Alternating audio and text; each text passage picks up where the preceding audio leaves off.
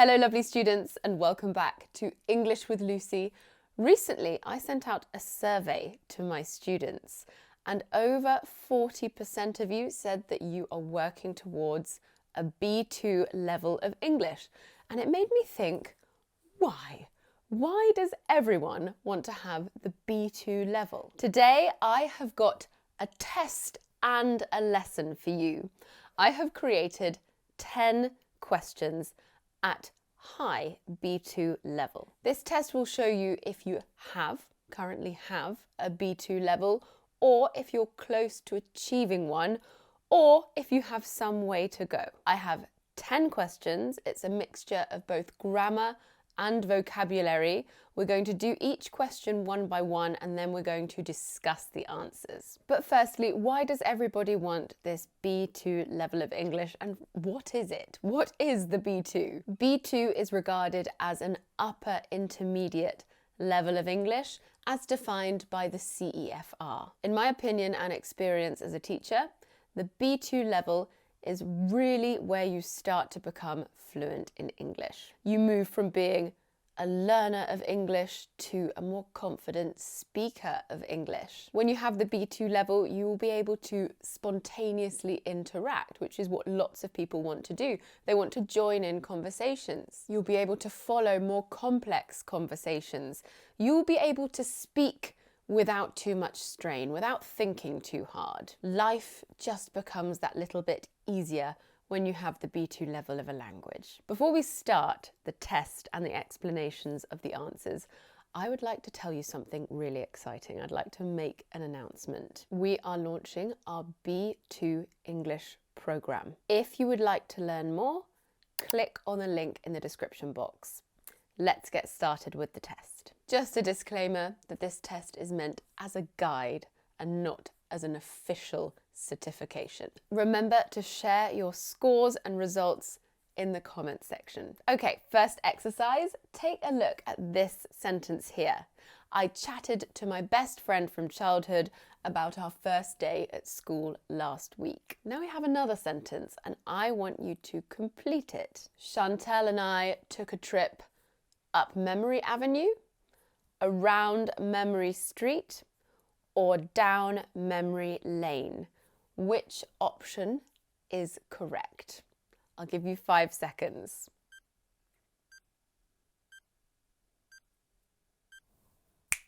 That's right, there is no other place to reminisce but Memory Lane. It's a lovely expression, a lovely B2 level expression. Okay, exercise number 2. Take a look at this sentence.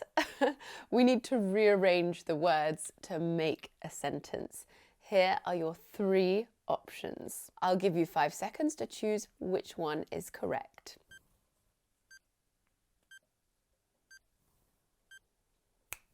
My cousin finally received the card I sent, but it shouldn't have taken so long. This one was hard, and if I hadn't given you the options, it would have been super hard. So we say shouldn't have plus past participle when our expectations aren't met. We cover modals of expectation in week 7 of the beautiful British English B2 program. Again, if you want to learn more about that, click on the link in the description box. Okay, number 3, a vocabulary question. If I want to describe someone as immature and inexperienced, where would they be wet? Where would they be wet? Claude is wet on his feet, under his nails, behind his ears. I'll give you 5 seconds.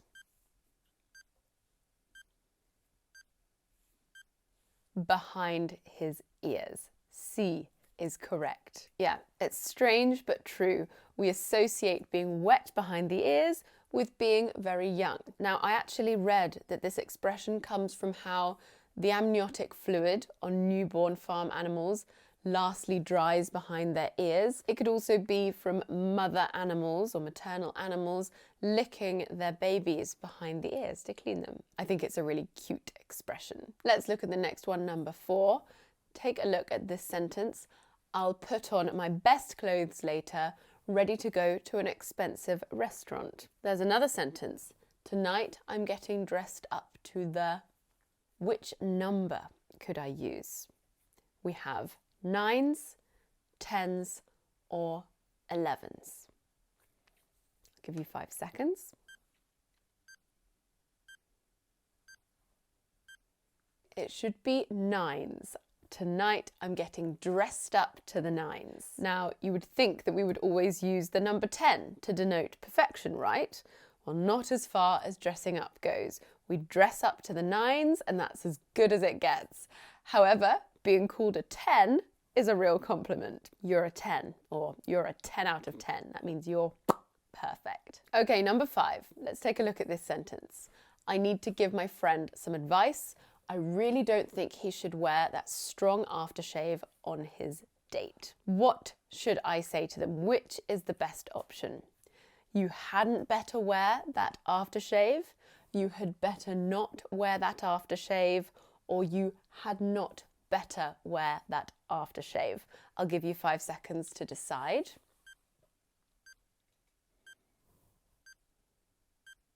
It should be the second option. You had better not. I know, this one was hard. The word hadn't isn't correct in this case when we're giving advice.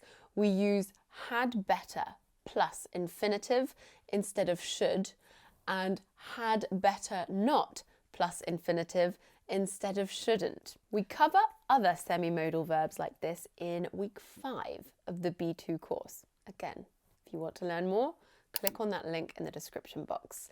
We are halfway through already. How are you doing? 5 out of 5? Oh, they've been quite hard. Let's move on to number 6 and see how we do with that. Okay, take a look at this sentence. My company has a really ambitious project. We've agreed to a very short time frame. What is the best way to say this? We have 3 options. We will have been finishing the project by the end of the year. We will have finished the project at the end of the year, or we will have finished the project by the end of the year. I'll give you 5 seconds to decide which one is best.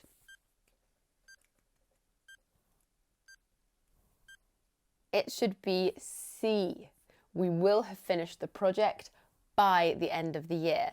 Yes, we use the future perfect plus by plus future time to talk about the time period within which something will be completed. By the way, the future perfect continuous plus for is used to talk about duration. So we could say, in March, we will have been studying on the B2 program for 3 months. We go deeply into the future tenses in the B2 program in week 9. Links down below. Okay, number 7. This one's about question tags. As native speakers, we use these all the time. What is the question tag for questions starting with let's, as in let's start? Should it be do we, shall we, or should we? I'll give you 5 seconds.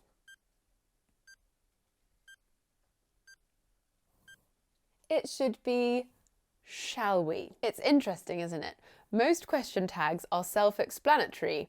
Can goes with can't, are goes with aren't, and so on. However, suggestions starting with less require the question tag shall. We add this to give the listener some agency. They can say no at this point.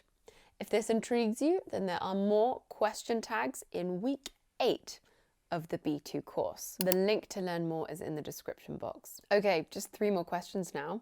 Number 8, can you identify the mistake in this sentence? No one had any idea the pandemic would be so far-reaching. Okay, should no one be no one with a space? Should any be some?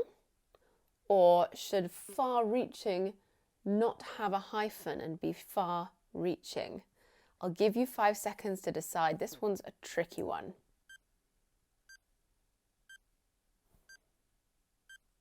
Okay, it should be no one. Spelling mistakes like this are very, very common, even for native English speakers. I would predict that quite a large percentage of the UK doesn't know that no one should be separate with a space. Someone, anyone, everyone, nobody, somebody, and everybody are written as one word, but no one should be two words. I know hyphens are confusing too. However, in the case of far-reaching, the hyphen is correct, as it's part of an adjective. Let's move on to number 9. Some people obsessively check the internet for bad news stories. What are they doing? We have dooms reading, doom scrolling, and bad news scrolling. I'll give you 5 seconds. Okay, it should be doom scrolling.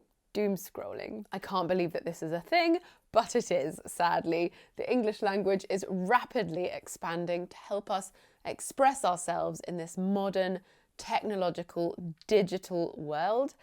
And doom scrolling is a new word that we're using more and more. In the B2 program, we really focus on real British English, not schoolbook English, the English that native speakers genuinely use. We also focus on analysing the language used in real conversations. More information down there. There's too much to explain. I'm just going to leave you with that link. Okay, number 10, your last question.